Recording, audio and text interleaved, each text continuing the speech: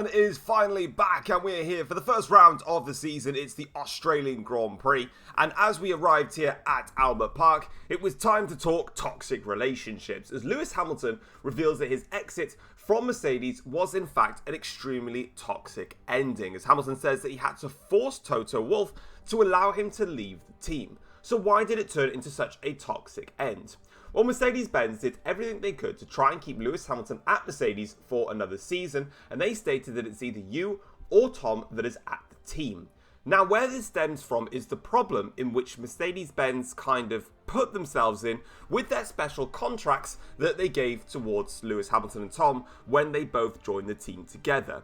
They effectively said that whether it's the team or the driver's interests, they can either leave or stay or join the team again should they ever need it. Now, this caused a problem not only for Lewis and for Tom, as it does in this case for Lewis, because he really wanted to leave the team. But it meant then that Mercedes didn't have either Hamilton or Tom at the team. So they did everything they could then, when Lewis said that he wanted to leave, to get one of those drivers back in as per their contract clauses.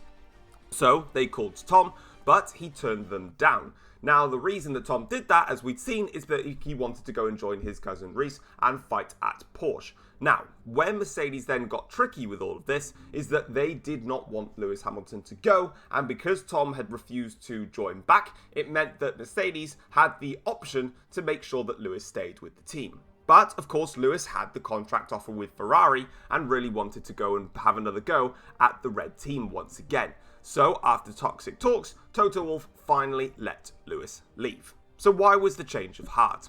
Well, the biggest problem that Mercedes were now having is because of this strange contract clause that they had with these two drivers, it meant that many other drivers on the grid didn't want to join Mercedes, and it became a problem even before that anyway, because if those other drivers had joined the Mercedes team, it meant that at any point could they literally just get rid of them and then bring back in either Tom or Lewis should either Mercedes want them or the driver want to go back to that team. So it was all a little bit of a confusing one. So Mercedes have actually sat down not only with Lewis and allowed him to leave, they've also sat down with Tom as well and have confirmed now that the random contract clause that they had, in which if the team or driver wants to leave or come back to the team, it will be a 100% guarantee, has now been scrapped. Mercedes are trying to do what they can to keep the relations between Tom and Lewis as clean as possible, as they do not believe that it will be the end of their relationship with the two drivers coming back to the team in the future.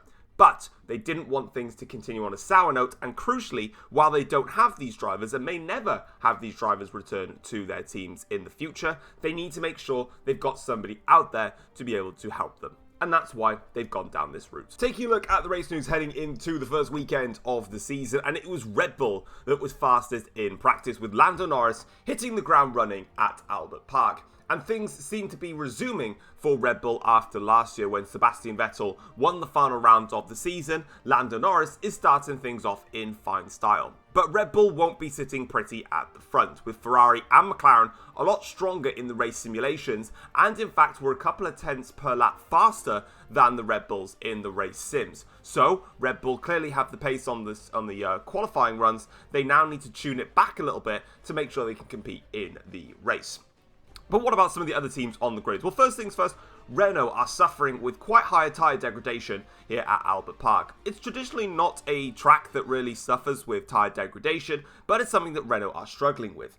As things stand, they seem to have very good pace in terms of their qualifying simulations, which would make sense if they get their tyres up to working temperature faster than everybody else's, but it's hurting them in the race.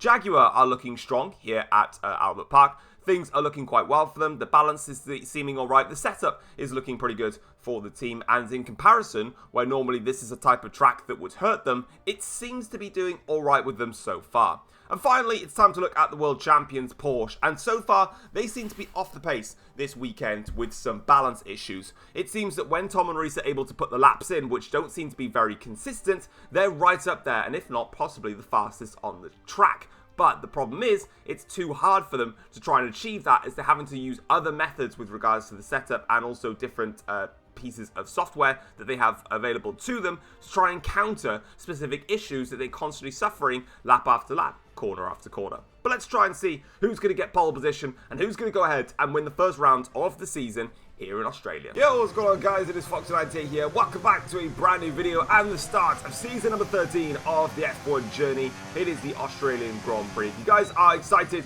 and ready for the season to get going, feel free to drop it a like and subscribe if you're new around here as well, if you enjoy the content you do see here on my YouTube channel. It's completely free and it goes a long way towards myself. So let's get straight into qualifying then for the first round of the season. As you can see, we start things off with a purple first sector, a decent middle sector, but then the back end just gets all out of shape, and it's the first incident in qualifying for ourselves, and the balance issues that we were talking about in practice coming into effect here at the Australian Grand Prix. That is not quite how we want to be starting procedures there, as we just, well, we got the car just well planted, and then I just started to feel a lack of grip at the rear end, and it definitely hurt me. So we're going for another lap here though in the session, and then we completely outbrake ourselves going in towards turn 3, and that basically ruins the lap. So once again now, really struggling here, just not able to hook a lap up, and it's not quite going to plan here. So into yet another lap on this set of tyres, we do manage to finally get around the last corner without spinning, and we can actually set a somewhat of a banker lap time. It puts us up to P15, but at least it's something compared to whatever else we've had on the track so far. I know I cut turn 1 there, but it didn't matter because I never went and completed the lap. So we've now got one final attempt here to try and get ourselves a decent lap on the board, and it already goes wrong. On the exit of turn 1, the back end not complying with what I want to do, and straight away we're losing a little bit of time and performance. But down in towards turn 3, we are about a tenth of a second up compared to our previous best lap, so we do have a bit of performance that we've got in our back pocket should we pretend to try and use it. And now into the end of the first sector, 10th and a half up on my previous best lap. That's alright, we could do with just a little bit of time and performance, and as you can see, 2.5 tenths is better than nothing, and we're down to P17 now, so we do need to try and get this lap in, because any form of improvement is definitely going to help us in the long run. So now in towards the chicane here, flicking it left and right, finding another tenth and a half or so. So now we're 4 tenths of a second up, so this is turning into a much more consistent lap here compared to what we've had before, but we just need to try and complete the lap. We're finding time now everywhere we go as we make it through the right-hander, now down in towards the tricky 2 final corners. Get the balance right, get the braking right, now in towards the final corner, and it's another incident around the final corner. The back end steps out, we lost all the time, and we're losing out. Alright then, let's try and have a look and see what the grid is looking like then for the Australian Grand Prix. First things first, Lando Norris starts on pole position for Red Bull on his debut. It's a 112.681 that takes him to the top spot, and behind him was Lewis Hamilton by 6 thousandths of a second. Hamilton missed out on pole position. Valtteri Bottas starts third for his return to Mercedes. He's just less than a tenth behind Norris on pole position, starting in P3. Vettel puts in an excellent lap to start P4 for his journey at Renault, but he was 4 tenths of a second behind Norris in pole. Next up is the 2 McLarens, Piastri and Charles Leclerc, 5th and 6th, with Kimi Antonelli lining up P7 for the other Mercedes, but a mere half a second behind his teammate Bottas. Daniel Ricciardo is the best placed Jaguar driver in P8, with Reese, the best placed Porsche driver, starting in P9, a sheer 7 tenths behind Lando Norris' pole time. That is a big disappointment for the world champions. Ollie Behrman outqualifies Liam Lawson, and he starts P10 for Aston Martin, and in the middle of that Aston Martin sandwich is a BMW of George Russell on his debut for the team, starting in 11th. A poor qualifying session for Sam in the Ferrari. He starts P13, a second off of the pole lap and a second behind his own teammate Hamilton. Pierre Gasly also with a poor qualifying in P14 because he's 1.1 seconds behind his own teammate. Nico Hülkenberg starts in P15 for Renault. Again, a poor qualifying session from him, 9 tenths of a second behind Vettel. Isaac Hadjar is P16 on his debut in Formula 1 for BMW. Max Verstappen starts in P17 for Audi. They had a horrible pre-season, and while they got the engine sorted, they clearly don't have the pace as things stand, as we start in P18, 1.5 seconds behind the pole lap after just an awful qualifying. Alex Albon starts P19 for the Jaguar team, again 1.6 seconds off, so he's got some work to do in that car. And Carlos Sainz starts in P20, a horrible qualifying session for him, 2.2 seconds off a pole. And that is your first grid order for the F1 Journey Season 13. Okay then, it is race time for the Australian Grand Prix, and qualifying didn't turn out anywhere near what we had planned, so we've got some work to do. So how we're going to do that is start the race on the hard compound tyres and go to the mediums at the end of the Grand Prix. So here we go then, for the 5 red lights, and it's lights out, and away we go, and we have finally started a new season of the F1 journey, and as per usual, it's not a good start from us off the line, but we can get a run now, down towards turn 1, try and make up a couple of positions if we can, and that's exactly what we do. Up into 16th now, we're side by side though with Hadjar, down the straight towards turn 3, and we're just trying to get into the slipstream of Hulkenberg, send it down the inside of Hulkenberg, even trying to go down the inside of Sam here, as we make our way now, down towards the position, and Sam makes contact with the side of our car. Sam's hit us there, and we've lost a couple of places, and we're losing time now and positions down into P19. Collision there with Carlos Sainz in the background. It's not Liam Lawson, you can't change the names on F1 25, but we have lost out there thanks to that incident with Sam. A little bit cheeky there from the Ferrari of Sam, making contact with the corner of our car, but unfortunately we've lost out on the good start that we had in this race. But critically now, we've just got to compose ourselves. A little tap there on the wall, getting a bit flustered in all of that, but it's a great run through the chicane, and now we're going to open up the ERS battery here, going around the outside here of Alex Albon, and we're going to confirm that by just cementing ourselves down the inside here. Albon though trying to fight back as we get a bit scruffy through the corner, but we managed to make it through in one piece, and critically, we're still in this race. We don't have a broken front wing, and we can continue on our way. As out front, Lando Norris still leads the Australian Grand Prix. As for us though, we are exactly where we started, down in P18. But now we've got the DRS, and here in Albert Park, there are 4 DRS zones to try and get ourselves with, as we stupidly not only cut turn 1, but then we also get it horribly wrong on the exit of 2 and 3. But we can just about send it down the inside of Verstappen, and that's another position up in the bag. And now we're up into 17th place in this race, and now we can try and move after Isaac Hadjar. But let's have a look at the start though and see how everybody got on the grids here. So as the 5 lights go out, it actually looks like it's a good start there from Hamilton, even also Bottas there having a great run at it. But for us though, down towards turn 1, we just had enough to get down the insides here of Verstappen, of also Hadjar in the BMW, and then we were side by side with Hulkenberg.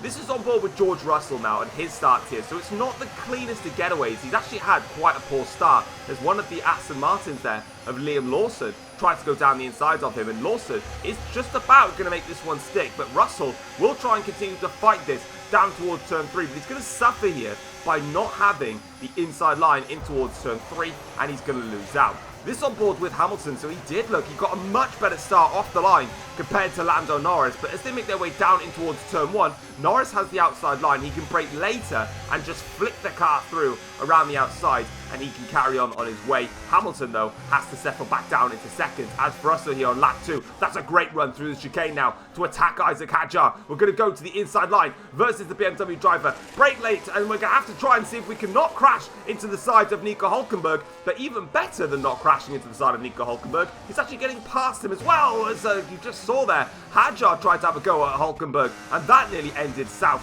for their drivers. But now, back on board with ourselves here. That's not quite how we want to be taking that chicane. A little bit of rallying going on there, as Sam now is trying to chase down Pierre Gasly. We're going to go down the inside though of Sam in the Ferrari. Back end slides out a little bit. No contact there between ourselves and Sam this time around, and we can get through nice and comfortable with no incidents. Lap 4 of this Grand Prix now, up into P14, and we're making progress now as we start to get the temperature into these hard compound tyres, and we can start pushing more and more on the track. Down the insides into turn 3, Gasly is the next man to be dispatched, and we've got him, and he's actually run a little bit wide there. I thought for a second that Sam might be able to take the position, but not quite. So we continue on our way, but we're making up places.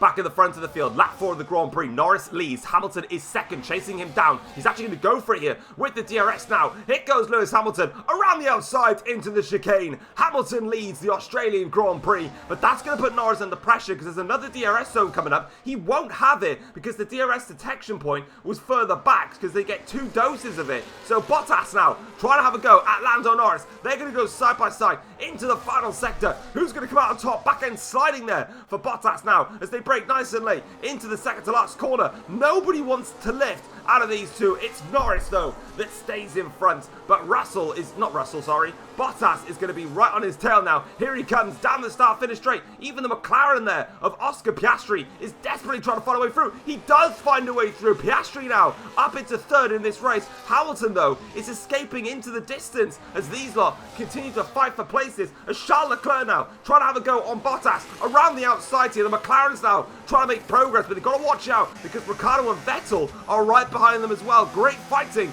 going on at the front of the field, but back with ourselves here now on lap 4 of the Grand Prix. We're having a look here at Liam Lawson, who wants to defend the position very tight there to the inside line, but he's given us just enough room to sneak the car in, and we've got another place in the bag, up into 12th now in this Grand Prix, closing in on the tail end of the points, and we're definitely finding some performance here as we have a look there at the back of George Russell now. So the second BMW driver is now in our sights, and we want to try and get on with it now here on lap 5 of the Grand Prix. Still 24 laps to go in this Grand Prix, and the field is quite tightly bunched. And what I've realised here is that we're right on the back here of Russell trying to find a way through. Don't hit the wall again, please. That's not going to go so well. What I have found out is that we definitely have great race pace, and when we can put this car together, it's quick. It's a very quick car. It's just very, very diva-ish, should we say right now, in a classic term that you'll remember. As we go through the chicane now here, and now we've got George Russell in our sights here with the DRS. He will have DRS himself here, but we've got enough room to send it down the insides of Russell, clip the curb, force our way through, and that's job done with the BMW driver, and we're up into 11th place now. Meanwhile, in the background there, Sam is actually also making up some places in the Ferrari. He's now up into 13th for that team. Back on board with ourselves here, we're now attacking Ollie Behrman. We don't have DRS here because we weren't in the detection zone, but critically, Behrman lost out to Antonelli in a fight, and that gives me the impetus to get past Ollie Behrman. And now we're into the points in this race here as we go on to now lap 6 of the Grand Prix. Antonelli's still in sight here. He doesn't have DRS on this straight.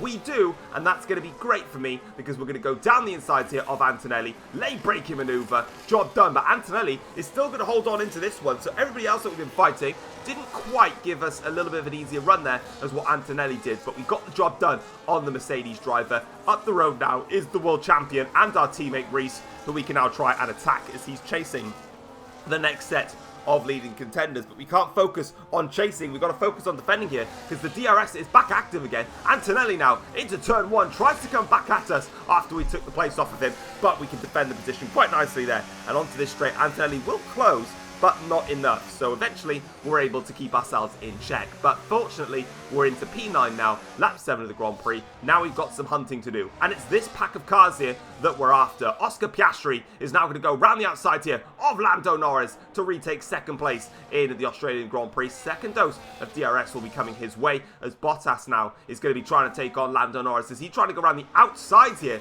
of this difficult right-hander? Will he make it stick? Well, they'll stay side by side for a little bit longer. They're going to keep fighting, Bottas and Norris. They've had a great scrap, these two, in this race, and they're continuing to fight quite heavily. Oh, a little bit of contact there as well from Lando Norris and also from Valtteri Bottas as one of the Jaguars there. I think that's Daniel Ricciardo is coming into the pits quite early in this Grand Prix. It's down the straight now. None of them have got DRS here, but Bottas will have the outside line. He takes the place and he's up into third place, if I can get my maths right in this Grand Prix. But Charles Leclerc now has DRS here to attack Lando Norris going down in towards turn 3, but he can't do it.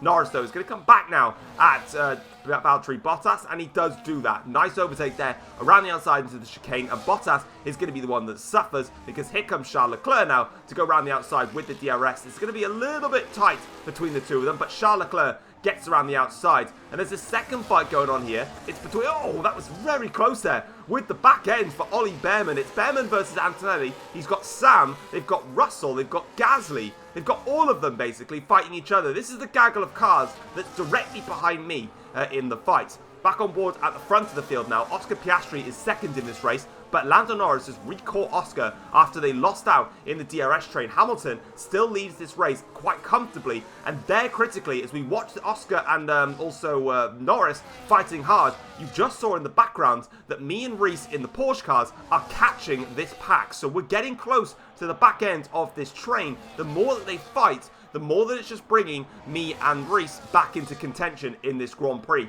And let's see if we've got the pace to try and pass them. But as you can see, more overtaking being done between Lando Norris, between Charles Leclerc, and between Oscar Piastri in that fight here. Can Charles have a little look? Not quite, as they continue to fight now. But here comes Lando Norris to go around the outside of turn 3 on Oscar Piastri. This is going to be a tricky one to try and go around the outside. Norris there fighting quite heavily with Oscar Piastri, and he's just about going to make the move stick there. Vettel is also keeping himself in contention in the Renault, directly behind all this lot. And you can see them fighting now. There is Reese, there is myself. So we're very much in close proximity with each other as we continue the footage on board here, because you know exactly what's going to happen. DRS is going to get active in just a second here, and that McLaren is already alongside Lando Norris, and he flies by Lando Norris as Charles Leclerc now is going to try and fly by himself, but he's blocked off there actually by Lando Norris. Good defending there from the Red Bull driver, but can he defend against Charles Leclerc coming down in towards this tricky corner? Let's have a look then. So they break nice and late here. Charles Leclerc round the outside on Lando Norris. Will he get the traction to make this one stick? And now towards the next right-hander, it's another outside line maneuver that he's going to have to make. And you know what? He's actually made it quite convincingly. So fair play to him.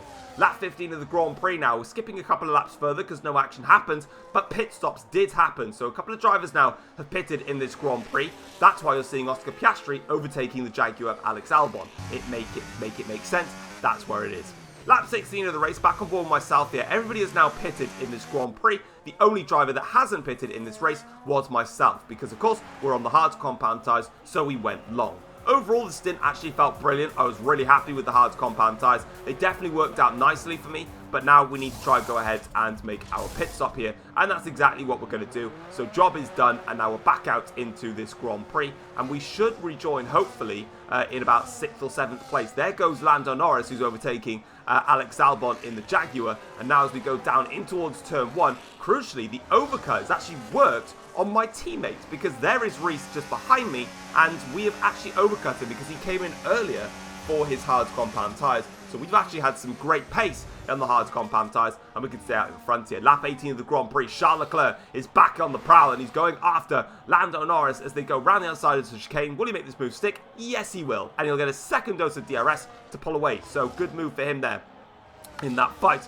Further back, though, we're looking at Valtteri Bottas here, who seems to be under pressure now from one of the BMW drivers, George Russell. So Bottas, of course, pitted in this Grand Prix, but he didn't quite get enough of a gap here to get the DRS breakaway that he probably would have wanted, and he finally does get himself away, and he's all good. Lap 20 of the Grand Prix, though, Lando Norris is still fighting hard with the two McLarens, but on the medium compound tyres, we're on the quicker tyre set now. We've caught up to this group here, and we're going to send it down the inside of Lando Norris, and we're up into 4th place now in the Australian Grand Prix. Next up the road are the papayas of Charles Leclerc and Oscar Piastri, and they're really going for it as we go fastest in the middle sector. The quickest man now out on track here as we open up the DRS here, trying to get a run here on Oscar Piastri. It's actually Charles Leclerc, my apologies, down the inside of Leclerc, and are we going to make that move stick?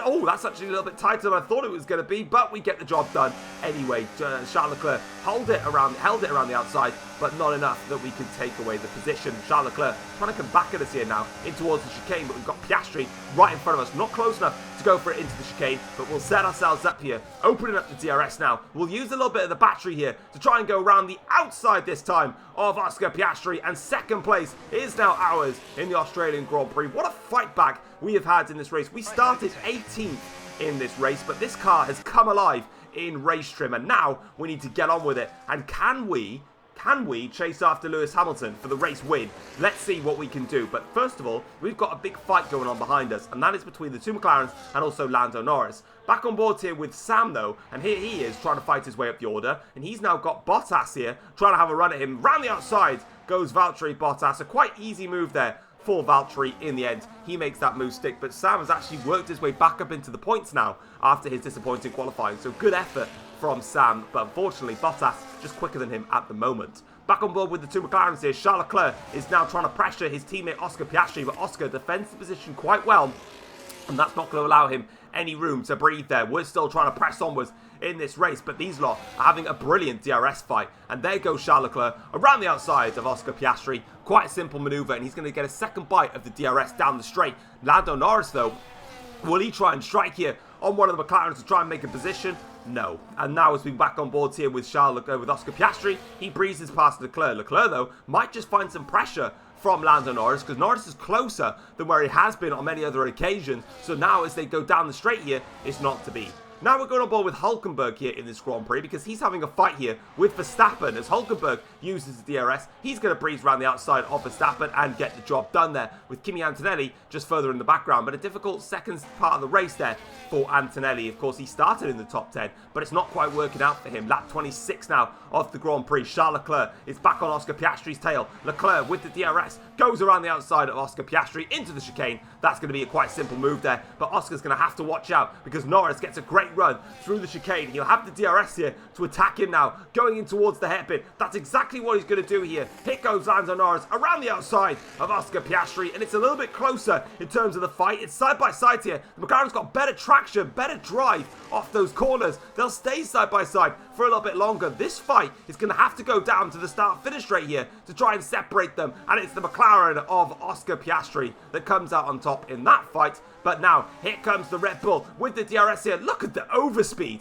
that Lando Norris gets down the straight in towards turn 1. But somehow, there's been a defensive masterclass from Oscar Piastri, because he will not let Lando Norris past him. And that's actually freed Charles Leclerc now, who doesn't seem to be in DRS threat from these two fighting each other. So now Lando Norris gets past, but back comes Oscar Piastri for another fight, because now he gets the position done. There's myself, there's Leclerc, there's these two having a fantastic battle between the pair of them, and they'll keep it going here. Lap 29, it's the last lap now of the Grand Prix. This is critical now for the race here. Here goes Lando Norris trying to go to the outside. I think Piastri, he covered him off there into the chicane, stopped him from going around the outside. But can Oscar Piastri fend off one more time here against Lando Norris? Not quite. Lando tried it into the hairpin, but this is the final lap of the Grand Prix. Nobody, though, is going to be stopping Lewis Hamilton's return to Ferrari. Rounds the final corner. The Scuderia man is finally back,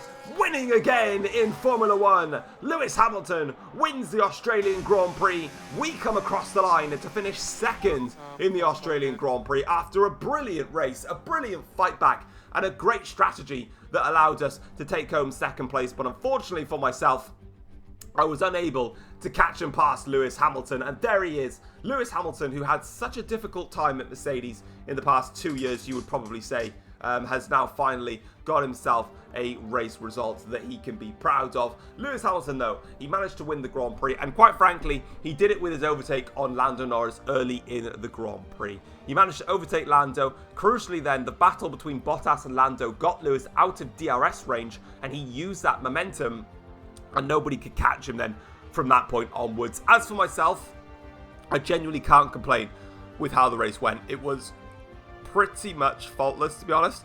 Apart from the first lap incident with myself and Sam that cost me a few places, I genuinely think that's an overachievement. I think the car was inconsistent, but in race trim, it just felt a lot better to drive, and I really got used to the car.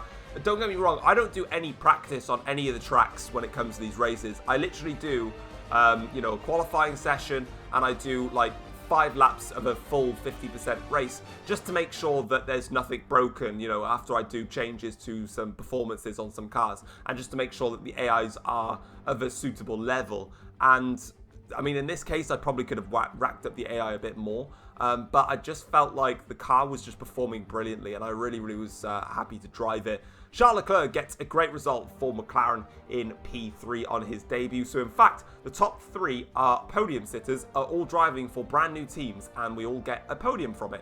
Oscar Piastri finishes in P4, so he managed to fend off Lando Norris in the end there, in P5. Speaking of Valtteri Bottas, a little bit of a disappointing one for him. So he finishes in P6, but he was very much in the fight with Leclerc, Piastri and Norris, but he just lost out in the second stint there.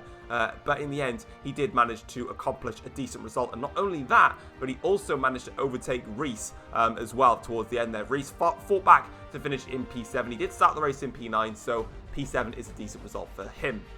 For Sam then, he finishes the race in 8th place, and he'll probably take that, starting outside the points, and I think it was P11 he was starting, maybe a bit lower, to come across the line, finish in P8.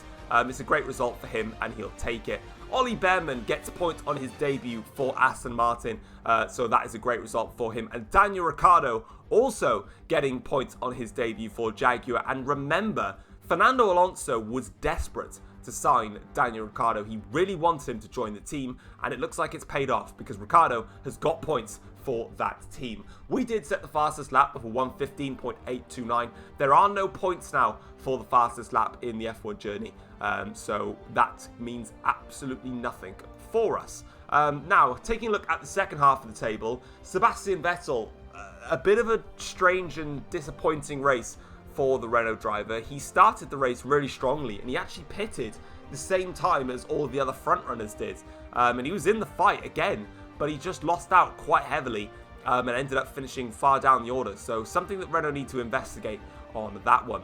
Max Verstappen actually had a decent fight back for Audi, in fairness to him. He started the race down in P18, P17, something like that, and he didn't have a great first part of the race, but he did manage to fight back, and he's brought himself up into P12. Liam Lawson finishes exactly where he started in P13 for Aston Martin. The three of those drivers were all in close proximity. Antonelli down in P14 at the end, so not a great race for him. Albon, decent drive, got himself up a couple of places after starting in 19th, so he'll take that. Isaac Hadjar, 16th, and the best placed BMW driver on the grids. Carlos Sainz finishes in a disappointing 17th, with Hülkenberg down in 18th for Renault, so a difficult second part of the race for them. Unfortunately for George Russell and for Pierre Gasly, both those two drivers failed to finish the first race of the season, and they will definitely be disappointed with that one. Now, in terms of the Drivers' Championship, there's nothing really to say on it because it's exactly as it is from the first race of the season. Hamilton is your championship leader with 25 points, and we're second ahead of Leclerc, Piastri, Norris, Bottas, Rees, Sam, Behrman, and Ricciardo, and you can see the points gaps there between all of the drivers. Quite simple for the first round of the season. The next race is the F1 Journey Japanese Grand Prix, traditionally a circuit that I do not do well at in the slightest, so I'm not looking forward to that race because I am terrible around Suzuka. I love the track, but the AIs are incredibly quick. Even if you just put it on the same one as I did here, I would definitely struggle. So not looking forward to it, but hey, you've got to race around tracks that are better fit to you and some that are just difficult for you. Looking at the Constructors' Championship now, and it's Ferrari that lead the way at the top of the Constructors' Championship to start off this season. They've got 29 points to their name. They have a 2-point gap over McLaren, who have 27 points in the championship as things stand. And then that's separated by a further 3 points then between ourselves in Porsche on 24 points. So all things considering, the difficulties that we've had this weekend and the difficulties that this Porsche car is definitely going to have for the first couple of races until we hopefully get some upgrades on it. 5 points behind in the first round of the season, or to get 24 points in the first round of the season, is not a bad showing, actually, to be fair. Red Bull are 4th in the championship with 10 points, and Mercedes are 5th with 8 points to their name. Aston Martin picked up the 2 points, and Jaguar pick up the solitary point. And then for Renault, Audi and BMW, they're going to have to wait for at least the next round to get themselves off the mark. And critically, I'm just looking at BMW down there because they desperately need to get off the mark at some point because they didn't get a point last season, so hopefully they can. But that is it for this first round of the season. That is the Australian Grand Prix done and dusted. Let's get straight into the post-race notebook now, get a reaction from some of the teams and the drivers after today's race.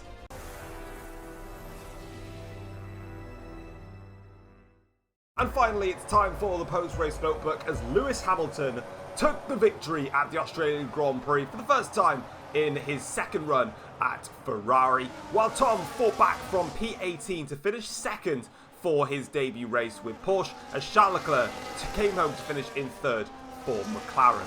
Firstly, Lewis Hamilton has thanked Ferrari not only firstly for the car that he was given today, but for another chance with the team.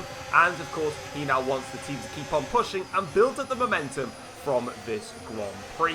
Fred Vasseur was also delighted with the performance that Lewis Hamilton put in for this race, and he defended Sam after it was a disappointing first round of the season for him, saying that Sam will come back stronger than ever and that he did a great job to fight back into the points. Porsche now finally understands what type of racing they'll expect to see from Tom moving forwards. This was something that Tom was able to do quite a lot last season for Aston Martin when the car was definitely getting worse and worse and worse. He was able to qualify, unfortunately he couldn't qualify very well, but he was able to then fight back in the races to achieve an extremely strong result. That's exactly what he's done here today.